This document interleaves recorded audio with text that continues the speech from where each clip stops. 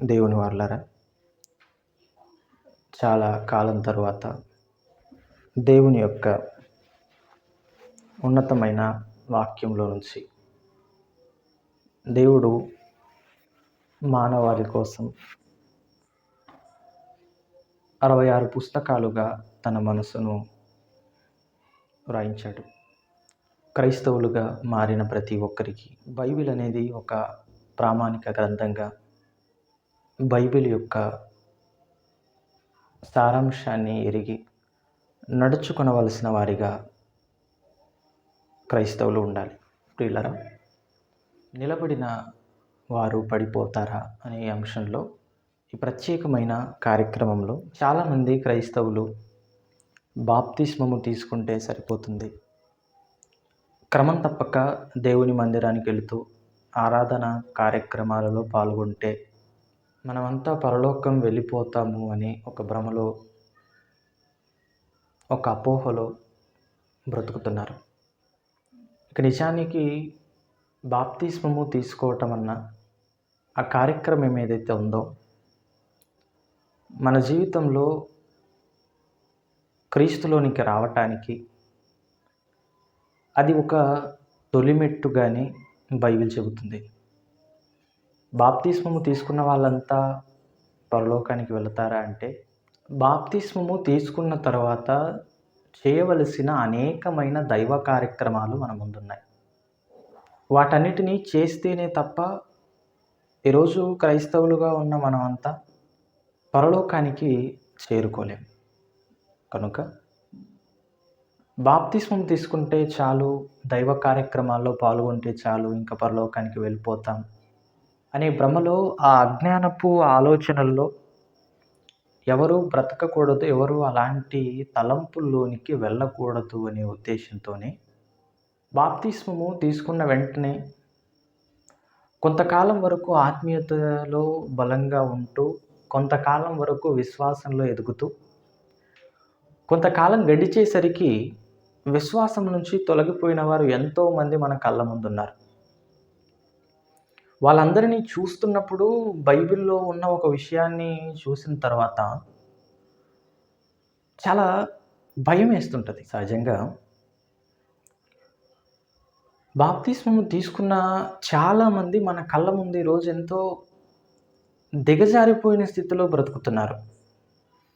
ఒకప్పుడు మందిరం అంటే పరుగులు పెట్టేవాడు, ఈరోజు మందిరానికి రండి అని పిలుస్తున్నా సరే వెళ్ళని పరిస్థితి. ఏంటి, ఒకప్పుడు నిలబడిన వ్యక్తి, ఒకప్పుడు దైవ కార్యక్రమాల్లో ఉన్న వ్యక్తి ఈరోజు ఏంటి ఇలా తయారైపోయాడంటే, వాళ్ళని చూస్తున్నప్పుడు విశ్వాసంలో నడుస్తున్నా, నిలబడ్డామని అనుకుంటున్న మనందరికీ కూడా భయం కలగాలి. ఏంటి, విశ్వాసం నుంచి ఇలా పడిపోతున్నారేంటి? ఒకప్పుడు ఎంత ఆత్మీయ స్థితిలో బలంగా ఉన్న వీళ్ళెందుకు ఇలా పడిపోతున్నారు? మనం కూడా పడే అవకాశం ఉందేమో అని మనలను మనం పరీక్షించుకుంటూ మంచిగా దేవుడిలో బ్రతకటానికి, నిలబడాలన్న ధైర్యంతోనే మనందరం బ్రతకాలి. మనకెన్నో శోధనలు వస్తాయి. అందుకనేనండి పౌలు గారు ఒక మాటను వ్రాస్తున్నాడు పత్రికలో. ఒకసారి కొరింథీయులకు రాసినటువంటి అపోస్తలుడైన పౌలు గారు కొరింథీయులకు పత్రికను రాస్తూ, మొదటి కొరింథీ పత్రిక 10వ అధ్యాయము, కొరింథీయులకు రాస్తున్న మొదటి పత్రిక 10వ అధ్యాయం 12వ వచనాన్ని జాగ్రత్తగా ఒకసారి చూడగలిగితే, తాను నిలుచుచున్నానని తలంచుకునివాడు పడకుండునట్లు జాగ్రత్తగా చూచుకొనవలెను అన్నాడు. నిలబడ్డాను, నేను ఈరోజు దేవుని కొరకు బ్రతుకుతున్నానండి, నేను నిలబడిన స్థితిలో ఉన్నానండి, నేను దేవుడి కొరకు బలంగానే నిలబడ్డానని ఎవరైతే అనుకుంటున్నారో వాళ్ళందరికీ పౌలు గారు రాస్తున్న ఈ మాటను చూస్తున్నప్పుడు, చదువుకుంటున్నప్పుడు చాలా భయమేస్తుంటది. మనం నిలబడ్డామని అనుకుంటే ఆహ్, జాగ్రత్త చెప్తున్నాడు. దేవునిలో నిలబడ్డామని ఎవరైతే అనుకుంటున్నారో వాళ్ళంతా పడిపోకుండా జాగ్రత్తగా చూచుకోండి అంటున్నాడు. దేవునిలో నిలబడిన వారు పడిపోయే అవకాశం ఉందా? జాగ్రత్తగా చూచుకోండి అంటున్నాడు అంటే సహజంగా జాగ్రత్త అనే పదం అది పలుమార్లు ఉపయోగించే పదం కాదు. ప్రమాదం ఉన్న చోట మాత్రమే జాగ్రత్త అనే పదాన్ని ఉపయోగిస్తుంటారు. ఎండలోనికి వెళ్తున్నారనుకోండి జాగ్రత్త అంటారు. ప్రయాణం చేస్తున్నప్పుడు జాగ్రత్త అంటారు. అలాగే వర్షానికి వెళ్తున్నప్పుడు జాగ్రత్త అంటారు. అదేవిధంగా బయట ఎండగా ఉన్నప్పుడు బయటికెళ్తున్న వారిని జాగ్రత్త అంటారు. ఎందుకండి జాగ్రత్త చెప్తున్నారు అంటే, ప్రమాదం జరిగే అవకాశం ఉంది కనుక జాగ్రత్త అని చెప్తారు. అంటే సహజంగా ఆ పదాన్ని ఎప్పుడు పడితే అప్పుడు ఉపయోగించరు. ఆ పదానికంటే ఒక ప్రత్యేకమైన అర్థం ఉందని మనందరికీ అర్థమైపోయింది. ఆ పదాన్ని తీసుకొచ్చి పౌలు గారు నిలబడ్డానని ఎవరైతే అనుకుంటున్నారో వాళ్ళు పడిపోకుండా జాగ్రత్తగా చూసుకోండి అని మాట్లాడుతున్నాడు. అంటే పడిపోయే ప్రమాదం ఉంది గనుక ఆ మాటను ఉపయోగిస్తున్నాడు. నిలబడిన వాడు పడిపోయే ప్రమాదం ఉందా? సహజంగా దేవుడు నిజానికి క్రైస్తవుడంటే పడగొట్టేవాడిగా చూడాలి అనుకున్నాడు. క్రైస్తవుడు అనగానే పడగొట్టేవాడిగా దేవుడు చూడాలి అనుకుంటే, కానీ ఈరోజు క్రైస్తవులు పడిపోయే స్థితికి దిగజారిపోయారు. దేవుడు క్రైస్తవులను పడగొట్టేవారిగా చూడాలి అనుకున్నాడు. ఆ అపవాది దేవుడు ఈ సమాజానికి కనబడకుండా ఎన్నో దుర్గములను, కోటలను వాడు కట్టాడట. ఆ దుర్గములను, కోటలను పడగొట్టగలిగిన సామర్థ్యం ఎవరికైనా ఉంది అంటే అది కేవలం క్రీస్తును నమ్మిన క్రైస్తవులకు మాత్రమే ఉంది. నిజమైన దేవుడిని ఈ సమాజానికి బయలుపరచడానికి అపవాది ఏదైతే అందరికీ అంధత్వాన్ని కలుగజేసి దేవుడు ఈ సమాజానికి కనబడకుండా కోటలను, దుర్గములను నిర్మించి పెట్టిందో వాటన్నిటిని కూడా పడగొట్టగలిగిన కెపాసిటీ కలిగిన వారు ఎవరైనా ఉన్నారు అంటే అది క్రైస్తవులు అని దేవుడి భావన. నా పిల్లలుగా మారిన మీరంతా అపవాది ఏదైతే సమాజానికి నన్ను కనపడకుండా కట్టిందో వాటిని పడగొట్టాలి మీరు అనే ఆలోచనలో దేవుడున్నాడు. మనల్ని పడగొట్టేవారిగా చూడాలి అనుకున్నాడు. అపవాది ఆలోచించింది. ఏంటి నేను నిలవబెట్టిన, నేను కట్టిన దుర్గములను, కోటలను క్రైస్తవుడు పడగొడతాడా? నేనేం చేస్తానంటే క్రైస్తవుడు నేను కట్టిన ఈ దుర్గములను, కోటలను పడగొట్టేస్తే వెనకాల దేవుడు ఈ సమాజానికి కనబడిపోతాడు. కనుక నేనేం చేయాలంటే క్రైస్తవుడు దుర్గములను, కోటలను వాటిని పడగొట్టే లోపే నేనే క్రైస్తవుని పడగొట్టేస్తే అయిపోతుంది కదా! చూసారా వాడి కుయుక్తి చూసారా? వాడు చాలా తెలివి గలవాడు వాడు. నేనే క్రైస్తవుని పడేస్తే సరిపోతుంది ఇంకా అనుకున్నాడు. ఆ ఆలోచనతోనే ఈరోజు మనుషులందరినీ గాలిస్తున్నాడు. మనుషులందరిలోకెల్లా ప్రత్యేకించి క్రైస్తవులుగా మారిన వారందరికీ కూడా శోధనలు ఎందుకంటే ఎక్కువగా కలుగుతుంటాయి అంటే, నిలబడ్డాము, క్రైస్తవ్యంలో మేము మంచిగా బ్రతుకుతున్నాం అనుకున్న వారికి ఎందుకు ఎక్కువ శ్రమలు వస్తాయంటే, పడగొట్టే ఉద్దేశంతోనే వాడు పెను ప్రమాదాలను మన ముందుకు తెచ్చిపెడుతుంటాడు. మన జీవితాల్లో అవి జరిగేలా వాడే ప్రోత్సహిస్తూ ఉంటాడు. దానికి కారణం వాడు కూడా. మన జీవితంలో చాలా సమస్యలు రావటానికి, శోధనలు రావటానికి ప్రధాన కారణం ఎవరైనా ఉన్నారు అంటే అది అపవాది అని మనందరికీ తెలుసు. వాడు మనల్ని పడగొట్టాలనే ఉద్దేశంతోనే వాడు ఉంటాడు. కనుక అపవాది విషయంకి వచ్చేసరికి వాడిని తక్కువ అంచనా వేయకండి. అపవాది అనగానే మీరు చీపురుతో కొడితే పారిపోతుంది, యేసు రక్తం చెయ్యి అంటే వెళ్ళిపోతుంది, ఇలా ఇంత చిన్నగా ఆలోచించకండి. అపవాది వాడు చాలా తెలివైనవాడు, వాడు చాలా బలం కలిగిన వాడు. వాడు మహాబలవంతులు, మహాజ్ఞానులు అనుకున్న వారిని సైతం పడగొట్టాడు వాడు. చరిత్ర మనందరికీ తెలుసు కదా! చరిత్రలో జరిగిన వాటన్నిటిని జ్ఞాపకం పెట్టుకొని పౌలు గారి మాటను రాస్తున్నారు. తాను నిలుంచుచున్నానని తలంచుకొనివాడు పడకుండునట్లు జాగ్రత్తగా చూచుకొనవలెననే ఈ మాటను వ్రాయటంలో ఉన్న ఉద్దేశ్యం ఏంటయ్యా నీకు అని అడిగితే, పౌలు గారు ఇస్తున్న సమాధానం చరిత్రలో జరిగాయి. చాలా జరిగాయి చరిత్రలో. ఎంతోమంది మొదట బలంగా దేవుడి కోసం నిలబడి ఒకానొక సమయానికొచ్చేసరికి దిగజారిపోయిన పరిస్థితులు, పడిపోయిన సందర్భాలు మనకు కనబడుతూ మన కళ్ళ ముందున్నాయి కనుక, మీరు వాటన్నిటిని చదువుకుంటున్నప్పుడు మీ అందరికీ బుద్ధి రావాలని దేవుడు మనందరికీ ఆ చరిత్రనంతటిని కూడా రాయించాడు గనుక, మీరు తలంచుచున్నారు ఎవరైతే ఉన్నారో, నిలబడ్డానని ఎవరైతే అనుకుంటున్నారో, మీరంతా కూడా పడిపోకుండా జాగ్రత్తగా చూసుకోండి అంటున్నాడు. ఏంటి నిలబడిన వాడు పడిపోతాడంటే పడగొట్టటానికే అపవాది ఉన్నది. వాడి ముందు బలవంతులన్నవారు కూడా బలహీనులైపోయారు. జ్ఞానంలో అంటారా, జ్ఞానవంతులు, మహాజ్ఞానవంతులు సైతం దాని ముందు తల ఒగ్గి దానికి సలాం చేశారు. అంటే పడిపోయారంటే పడిపోయారు. అపవాది పడగొడతాడు. నిలబడ్డానని అనుకుంటున్న ప్రతి ఒక్కరికి కూడా దేవుడు చెప్తున్న ఈ మాటను పౌలు గారు రాస్తున్న ఉద్దేశం ఏంటంటే, చరిత్రను దృష్టిలో పెట్టుకొని పడిపోయే ప్రమాదం ఉంది కనుక మీరందరూ జాగ్రత్తగా చూసుకోండి, పడిపోకుండా చూసుకోండి అని ఆ మాటను రాయిస్తున్నాడు. నిజానికి బైబిల్‌లో రాయబడిన చరిత్రనంతటిని కూడా పాత నిబంధన గ్రంథాన్ని మనం చదువుకుంటున్నప్పుడు, ఎందుకోసం దేవుడు ఆ మాటలన్నిటిని రాయించాడు అని ఇదే కొరింథీ పత్రికలో పౌలు గారు మాట్లాడుతూ ఒకసారి 9వ వచనం కూడా చూద్దాం. 9, 10 వచనాలు ఏమంటున్నాడు? 10వ వచనం, డైరెక్ట్‌గా 10వ వచనం చూద్దాం. మీరు సనుగకుడి, వారిలో కొందరు సనిగి సంహారకుని చేత నశించిరి. ఈ సంగతులు దృష్టాంతములుగా వారికి సంభవించి యుగాంతమందున మనకు బుద్ధి కలుగుటకై వ్రాయబడెను అన్నాడు. మనం చదువుకున్న దీని పై వచనంలోనే మాట్లాడుతూ బుద్ధి కలగటానికి మనకు ఈ చరిత్ర అంతా కూడా వ్రాయబడింది అంటున్నాడు. చరిత్రను చదువుకుంటున్నప్పుడు పాత నిబంధనలో ఉన్న విషయాలను మనం ధ్యానిస్తున్నప్పుడు మనందరికీ బుద్ధి రావాలి అన్నాడు. మామూలుగా చదువుకుంటూ వెళ్ళిపోవడమే కానీ మనకు ఆ చరిత్ర అంతా తెలుసా అంటే తెలుసు, కానీ ఆ చదువుకున్నప్పుడు మనకు ఎంతవరకు బుద్ధి వస్తుంది, ఎంతవరకు మన జ్ఞానోదయం కలిగిస్తుంది ఆ చరిత్ర అంతా కూడా. నిలబడిన వారు పడిపోయారు చరిత్రలో.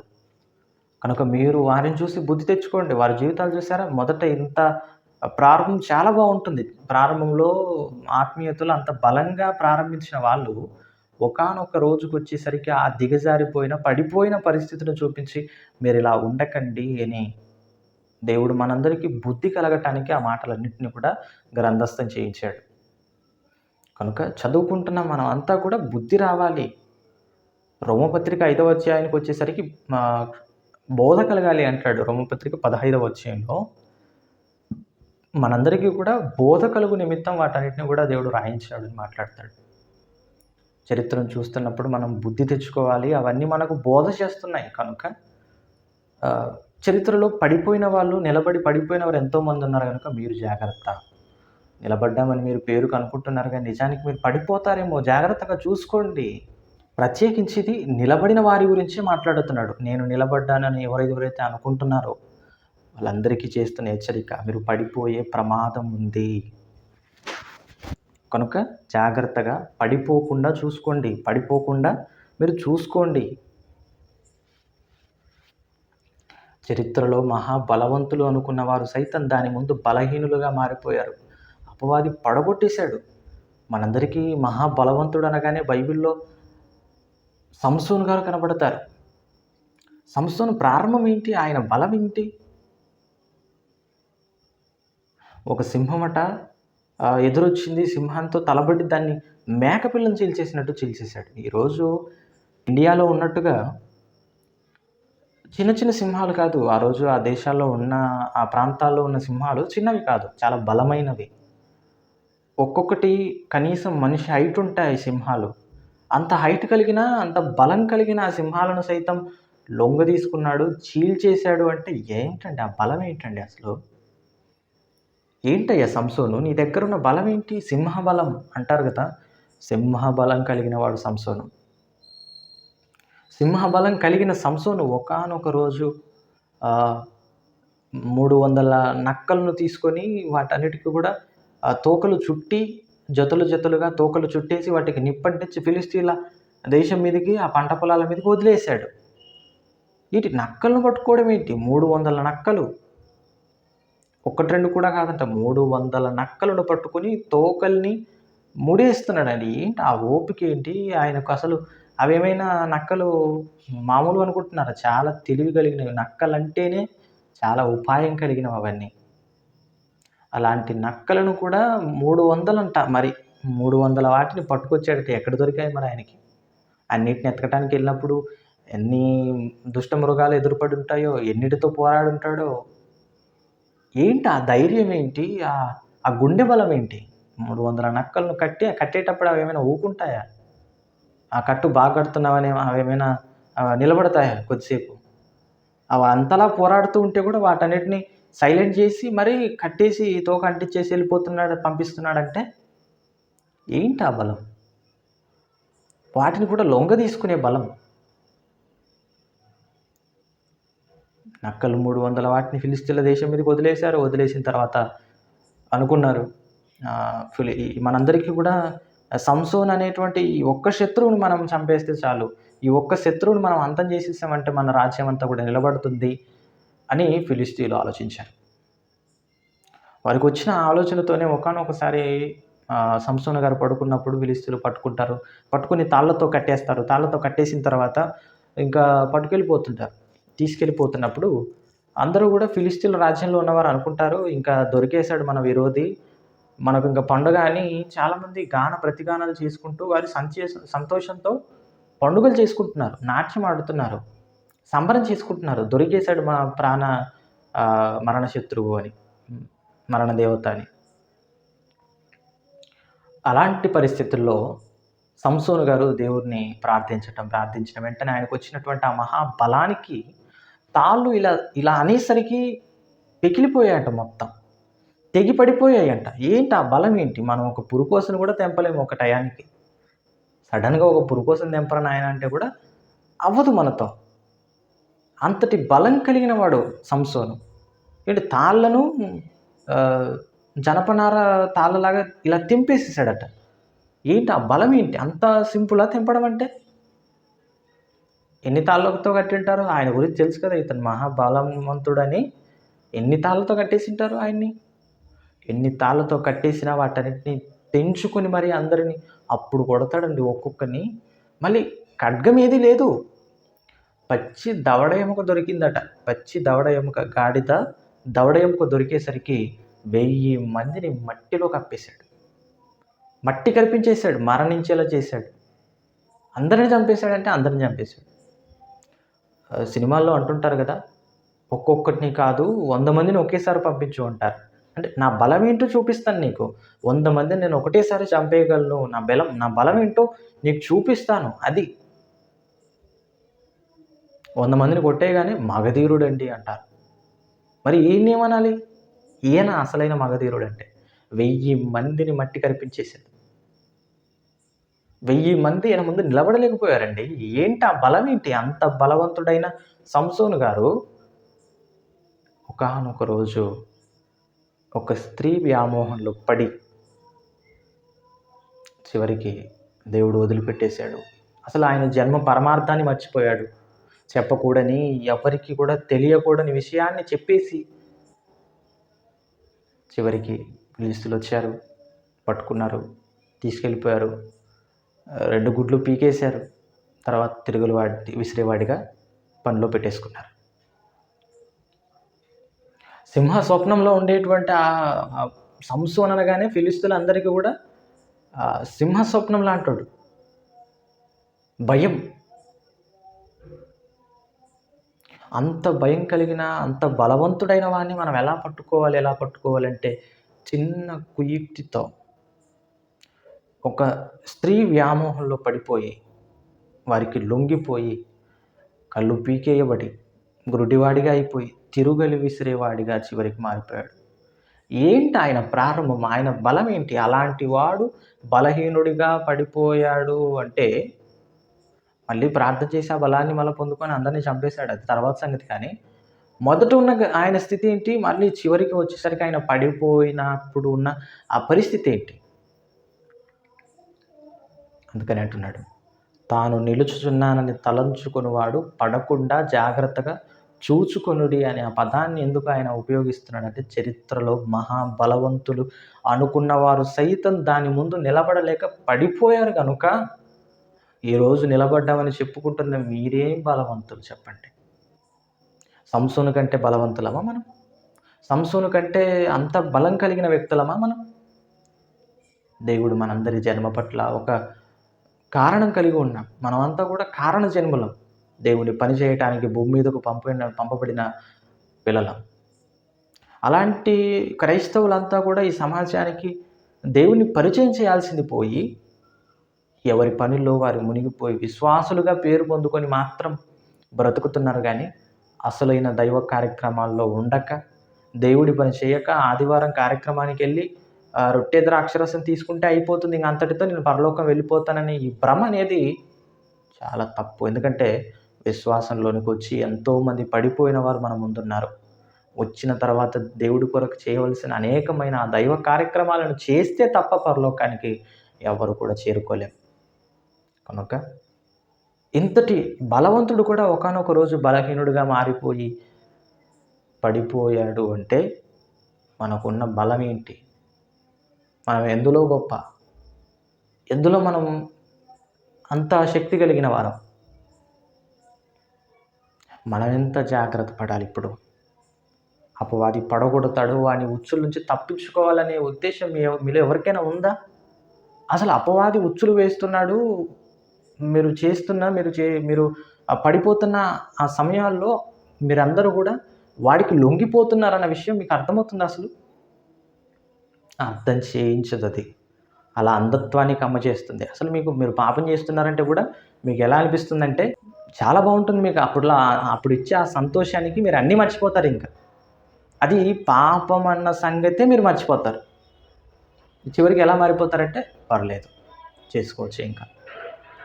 చివరికి అలాంటి స్థితిలోనికి దిగజారిపోతారు కనుక నిలబడ్డామని చెప్పుకుంటూ ఒకానొక రోజుకి వచ్చేసరికి పడిపోతారనే ప్రమాదం ఉంది కనుక మనందరికీ దేవుడు చేస్తున్న హెచ్చరిక. నిలబడ్డామని చెప్పుకుంటున్నారు, పడిపోయే పరిస్థితి వస్తుందేమో జాగ్రత్త. పడిపోకండి, నిలబడ్డే ఉండండి.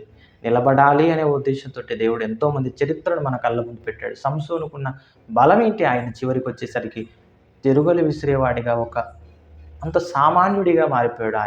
ఆయన జన్మ వెనుక ఉన్న ఆ పరమార్థం ఏంటి? దాన్ని కూడా చివరికి చేసుకున్నాడు.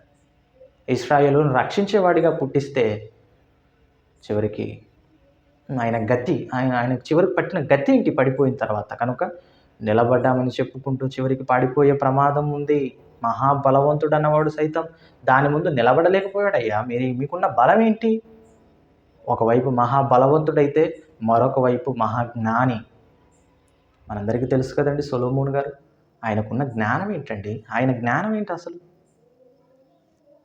ఆయనకున్న జ్ఞానమట యేసుక్రీస్తుల వారికి వచ్చేంత వరకు కూడా ఆయన లాంటి క్యారెక్టర్ లేదు ఇంకా. అంత జ్ఞానం కలిగిన వ్యక్తి ఆయన. అంత జ్ఞానాన్ని పొందుకున్న వ్యక్తి. ఒకానొక రోజు దేవుడు ప్రత్యక్షమయ్యేసరికి నీకేం కావాలో కోరుకో అన్నప్పుడు అతడు చేసిన ప్రార్థన ఏదైతే ఉందో అది దేవుడికి చాలా ఇంపుగా ఉండటం, ఇష్టంగా ఉండటం. దేవుడు ఇస్తున్నది ఏంటో ఒకసారి ఆయన అడిగినది జ్ఞానం అడిగాడు, బుద్ధి అడిగాడు. అది కూడా నీ ప్రజలను ఏలటానికే నాకు బుద్ధి చాలదయ్యా, నాకు బుద్ధి కావాలి అన్నాడు. కనుక దేవుడు మాట్లాడుతూ ఒకసారి రాజుల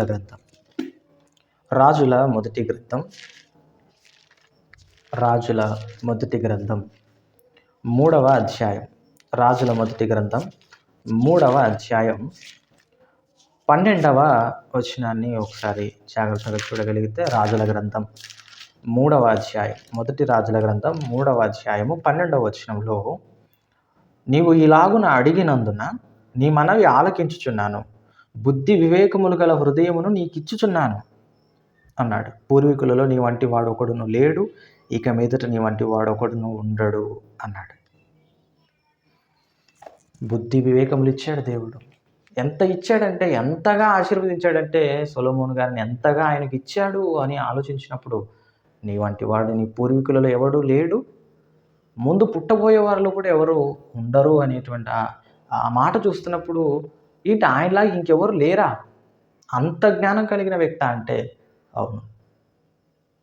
ఆయన జ్ఞానం, ఆయన వివేకం, ఆయన ప్రత్యుత్తరం ఏదైతే ఉందో ప్రశ్నలకు ఇచ్చేటువంటి ఆయన సమాధానాలు ప్రపంచ దేశాల్లోకి పాకిపోయిందండి. దేశవ్యాప్తంగా మారుమోగుతుంది. పక్క దేశాల్లోకి కూడా వెళ్ళిపోయింది. మనందరికీ తెలుసు కదా! షేబా దేశపు రాణి వచ్చింది.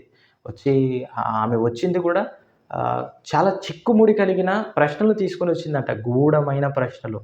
అడుగుదాం, పడగొడదాం, ఆలోచిద్దాం ఒకసారి ఈ సొలొమోనుకున్న జ్ఞానం ఏంటో అతన్ని కైవసం చేసుకుందాం. అంటే అతన్ని మనకు సమాధానం ఇస్తాడో లేదో అనేటువంటి అనుమానంతో ఎన్నో గూఢమైన ప్రశ్నలను తీసుకొచ్చి సొలొమోను గారి ముందు నిల్చొని ప్రశ్నలు అడుగుతున్నప్పుడు ఒక్కొక్క దానికి విడమరచి సమాధానాలు ఇస్తుంటే షేబా దేశపు రాణి అవాక్కైపోయి అన్న మాట ఏంటో తెలుసా? నేను నీ గురించి విన్నది చాలా తక్కువ. నీ గురించి నేను విన్నది చాలా తక్కువయ్యా. ఏంటి నీ జ్ఞానం? నేను అసలు ఇన్ని గూఢమైన సంగతులు కలిగిన ప్రశ్నలను తీసుకొస్తే విడమరిచి ఇంత సింపుల్‌గా నువ్వు ఆన్సర్ ఇచ్చేస్తున్నావు. ఏంటి నీ దగ్గరున్న దైవ జ్ఞానం? అని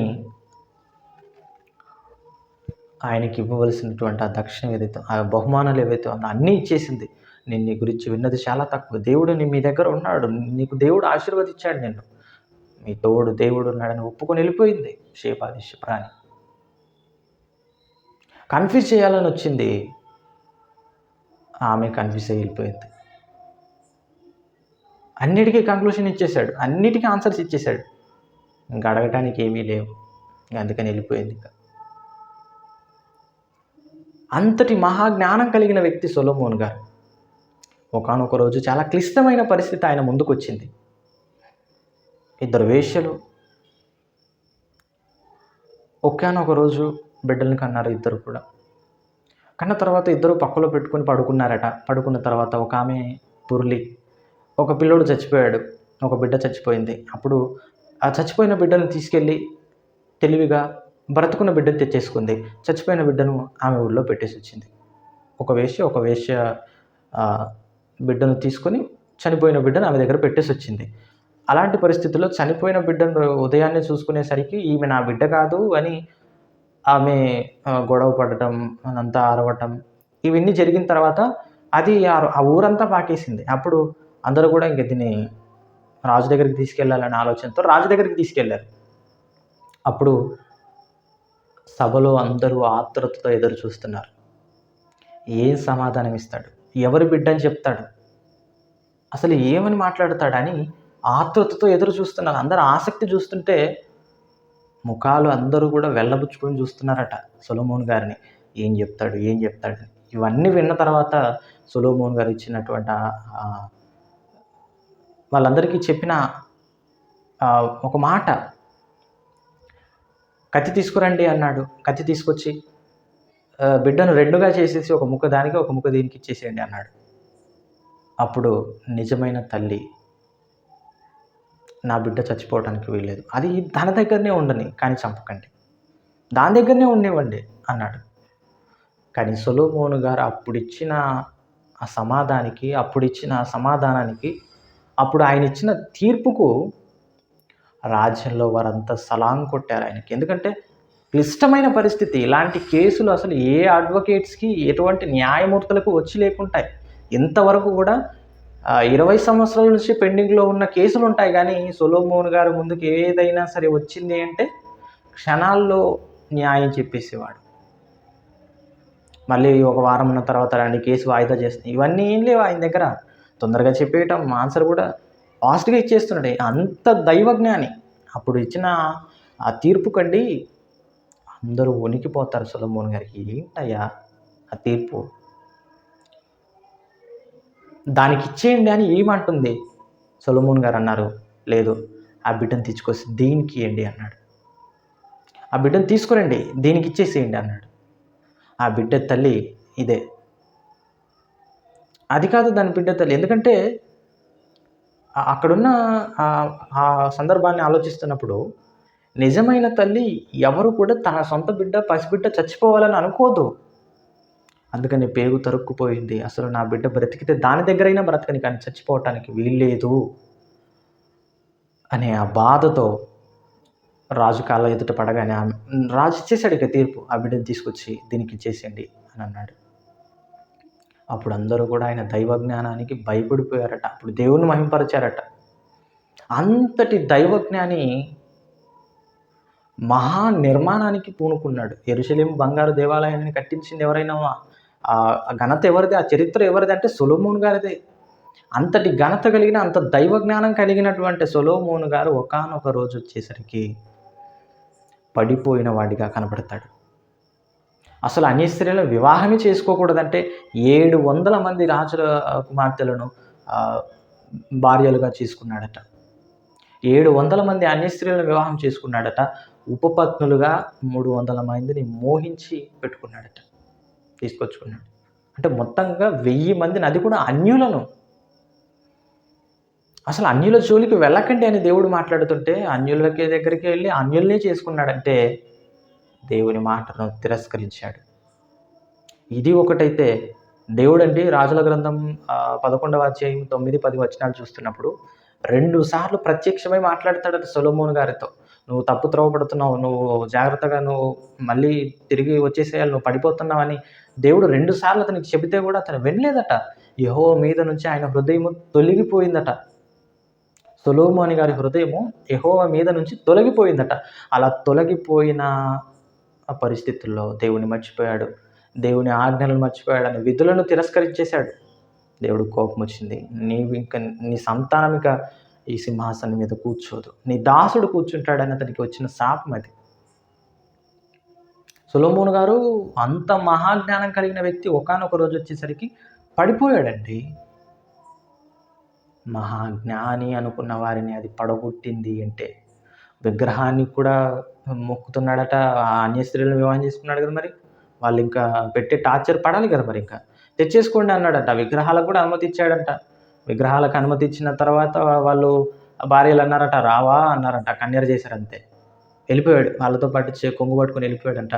మళ్ళీ విగ్రహాలకు ధూపార్పణలు వేయటం, బలులు అర్పించటం, ఇవన్నీ విగ్రహారాధన వైపు తిరిగిపోయాడు. ఇక విగ్రహాన్ని మొక్కేశాడు, దేవుణ్ణి తిరస్కరించేశాడు, పక్కన పెట్టేశాడు, తొలగిపోయాడు దేవుడి నుంచి.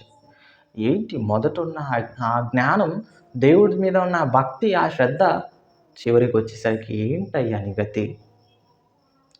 అందుకని ఈ చరిత్రలన్నీ మన ముందు, కళ్ళ ముందు కనబడుతున్నప్పుడు మనమందరం ఆలోచించవలసిన విషయం ఏమైనా ఉంది అంటే, నిలబడ్డాను అనుకున్న వారు సైతం పడిపోయారా? మనం ఏమాత్రపు వారం? మనం మహాజ్ఞానులమా? మనం మహాబలవంతులమా? మనకున్న బలం ఏంటి? మనకున్న జ్ఞానం ఏంటి? మనం ఇంకెంత జాగ్రత్తగా ఉండాలి. వాడు ఎటువైపు నుంచి వస్తాడా, ఎటువైపు నుంచి మనల్ని పడగొడతాడని ప్రతిరోజు ఆత్మీయ యుద్ధం జరుగుతుంది మన లోపల. యుద్ధం చేయలేక ఎంతోమంది ఓడిపోతున్నారండి. కానీ ఆత్మీయ యుద్ధంలో ఎవడైతే గెలుస్తాడో అతడు మాత్రమే ఆత్మలో లీనమై, అతడు మాత్రమే దేవుణ్ణి అనుభవిస్తూ భూమి మీద ఉన్నంత కాలం కూడా దేవునిలో సంతోషాన్ని పొందుకోగలడు. ఎన్ని శ్రమలు వచ్చినా దేవునిలో ఆనందించగలడు. ఏ స్థితిలో ఉన్నా సరే తృప్తి కలిగి ఉండగలడు. అలా లేకుండా ఇష్టం వచ్చినట్టుగా బ్రతుకుతామండి, మేము మందిరానికి వస్తామంటే కుదరదు. ఎక్కడ ఉండాల్సిన చిక్కు అక్కడ ఉంటుంది. మిమ్మల్ని ఎక్కడెక్కడ పడేయాలో వాడికి బాగా తెలుసు. వాడు బాప్తిస్మం తీసుకునక ముందు వాడు ఏం పట్టించుకోడు మనల్ని. ఎందుకంటే మనం బాప్తిస్మం తీసుకునక ముందు వాడి ప్రజలం మనమంతా. ఎప్పుడైతే క్రైస్తవులుగా మారి సంఘంలోకి అడుగు పెట్టామో ఆ రోజు నుంచి వాడి టార్గెట్ అంతా మన మీదే ఉంటుంది. వాడంటండి, నిబ్బరమైన బుద్ధి గలవారే మెలకువగా ఉండండి అంటాడు పేతురు గారు. ఎందుకంటే వాడు మామూలు వాడు కాదాడు, వెదకుచూ తిరుగుచున్నాడట. వెదకుచూ, వాడికి రాత్రిని పగలని తేడా లేదు.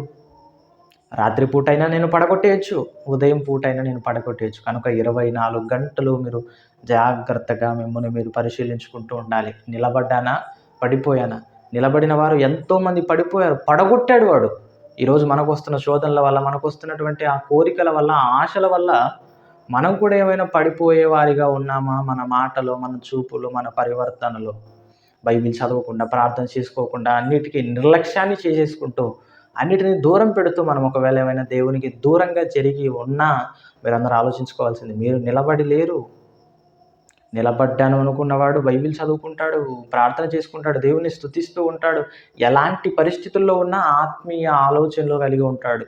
మీకు శరీర సంబంధమైన ఆలోచనలు ప్రతి క్షణం ఏదో ఒక దాని గురించి తప్పుగా మీరు ఆలోచించుకుంటూ ఉంటున్నారంటే మీరందరూ దేవునిలో ఉన్నామని చెప్పుకుంటూ పడిపోయిన వారిగా బ్రతుకుతున్నారేమో. జాగ్రత్త. మళ్ళీ తిరగండి. ఆయన వైపుకి వచ్చేసేయండి. ఎందుకంటే మీరు ఒకవేళ దేవుడి నుంచి తొలగిపోయి శాశ్వతంగా మీరు పాపం వైపు పడిపోయి మీరు ఒకవేళ ఉంటే మిమ్మల్ని మరలా నూతనపరచడం అసాధ్యం. కనుక నిలబడ్డామనుకుంటున్న వారు కూడా ఆయన చేస్తున్న హెచ్చరిక ఏంటంటే, నిలబడ్డామని ఎవరైతే అనుకుంటున్నారో వాళ్ళందరూ పడిపోకుండా జాగ్రత్తగా చూసుకోండి. కారణం, పడిపోయిన వాడిని మరలా నిలబెట్టడం అసాధ్యం అనేసాడు. కనుక ఎవరు కూడా పడిపోకూడదనే ఉద్దేశంతో దేవుడు నిలబడ్డామనుకుంటున్న ప్రతి ఒక్కరూ పడిపోయే ప్రమాదం ఉంది. కనుక ఈరోజు ఎంతోమంది మన కళ్ళ ముందు పడిపోయారు. అలాంటి స్థితుల్లోకి దిగజారిపోయారు, పడిపోయారు అపవాది ఆలోచనల్లో. వాడు పడేసుకున్నాడు వాడి వల్ల. మీరు పడిపోకండి. అలాంటి వారందరినీ కూడా మీరు రక్షించే వారిగా ఉండాలని దేవుడు కోరుకుంటున్నాడు. అపవాది కట్టిన దుర్గములను పడగొట్టేవాడిగా క్రైస్తవులు చూడాలి అని దేవుడి ఆశ. కనుక ఎంతమంది ఆయన ఆశను నెరవేర్చాలని పరితపిస్తారో, ఎంతమంది ఆయన ఆశ కొరకు మీ జీవితాన్ని త్యాగం చేస్తారో మీరే ఆలోచించుకోండి. ఓకే, ప్రార్థన చేసుకుందాం. ప్రేమ కలిగిన మా కన్న తండ్రి, చాలా విషయాలు మాట్లాడుకోవటానికి మా అందరికీ ఇచ్చిన ఈ అవకాశాన్ని బట్టి మీ కృతజ్ఞతలు. నిలబడిన వారు కూడా పడిపోయే ప్రమాదం ఉంది అని మీ వాక్యం ద్వారా మా అందరితో మాట్లాడి మమ్మల్ని హెచ్చరించినందుకై మీ కృతజ్ఞతలు. పడిపోకుండా నిలబడి ఉండగలిగే ఆత్మశక్తిని మా అందరికీ అనుగ్రహించి మాలో జరుగుతున్న ఆత్మీయ యుద్ధంలో మేము విజయాన్ని పొందుకునే వారిగా, ఎప్పుడు ఓటమిని చూడకుండా అపవాదిని ఎదిరించి మీ అందు భయభక్తులు కలిగి ఉండేవారిగా మేమందరము నడుచుకోవటానికి మా అందరిని కూడా పురికొల్పవలసిందిగా, ఆత్మలో బలపరచవలసిందిగా వేడుకొనొచ్చు. మీ ప్రియకుమారుడు, మా అందరి ప్రభువులు, ఒక రక్షకుడైన యేసుక్రీస్తుల వారి నామాన్ని ప్రార్థన సమర్పిస్తున్నాను కన్న తండ్రి. ఆమేన్.